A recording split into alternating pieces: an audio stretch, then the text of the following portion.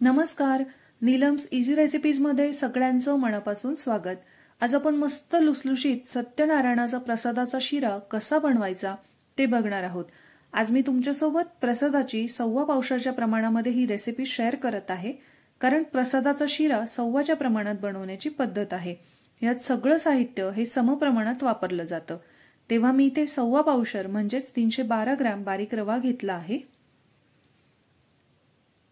तितकीच साखर घेतलेली आहे, तेवढंच तूप, तेवढंच दूध आणि पाणी, 2 चमच चारोळी, 3 चमच बेदाणे, थोडीशी वेलची पूड आणि 4 लवंग। आता आपण प्रसाद बनवूया। सगळ्यात आधी एका भांड्यात पाणी व दूध एकत्र करून घ्यायचं आहे आणि हे गरम करायला ठेवायचं। आता हे गरम होतं तोपर्यंत दुसऱ्या मोठ्या पितळाच्या भांड्यात तूप घ्यायचं आहे।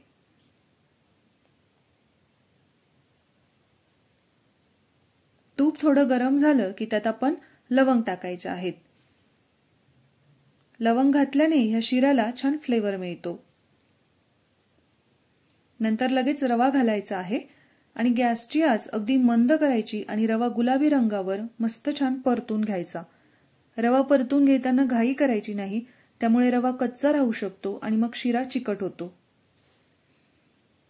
हा रवा परतण्यासाठी आपल्याला 8 मिनिटांचा वेळ लागलेला आहे। रव्याचा रंग बदलायला सुरुवात झाली की त्यात चारोळी व बेदाणे घालून घ्यायचे। बरेच जण यामध्ये केळीचे काप सुद्धा घालतात, पण केळीचे काप घातले तर मग मात्र प्रसाद हा 2 दिवसच टिकतो। बेदाणे छान आता फुलले आहेत। आता एक झाकण घ्यायचं आणि ते झाकण आडवं धरून आता हळूहळू उकळलेलं दूध व पाणी यात घालायचं। झाकण आडवं धरल्यामुळे वाफ आपल्या अंगावर येत नाही। आता हे सगळं छान एकत्र करायचं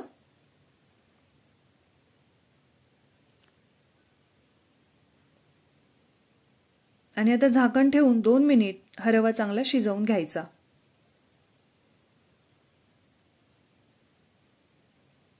रवा मस्त शिजला आहे।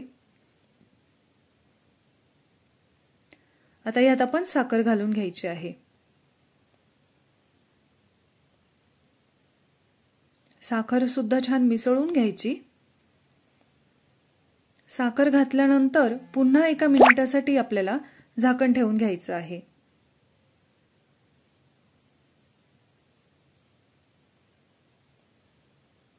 म्हणजे आपली साखर छान विरघळते।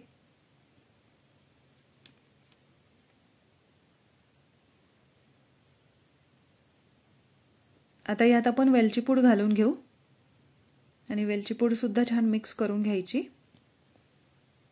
तूप सुद्धा छान वेगळं झालं आहे, म्हणजेच इथे आपला शिरा झाला आहे। आता आपण गॅस बंद करायचा आणि गॅस बंद केल्यानंतर 10 मिनिटांसाठी झाकण ठेवून घ्यायचं आणि 10 मिनिटांनंतर प्रसाद एका भांड्यात काढून घ्यायचा। 1.25 पावशाच्या प्रमाणातला हा शिरा 40 ते 50 लोकांना आरामात पुरतो।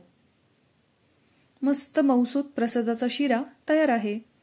तुम्हाला प्रसादाचा शिऱ्याची ही रेसिपी आवडली असेल तर प्लीज व्हिडिओला लाईक करा आणि चॅनलला सबस्क्राईब करा आणि यासोबतच शास्त्रोक्त पद्धतीने पंचामृताचा व्हिडिओ मी आधी शेअर केला आहे, तो सुद्धा तुम्ही नक्की बघू शकता। धन्यवाद।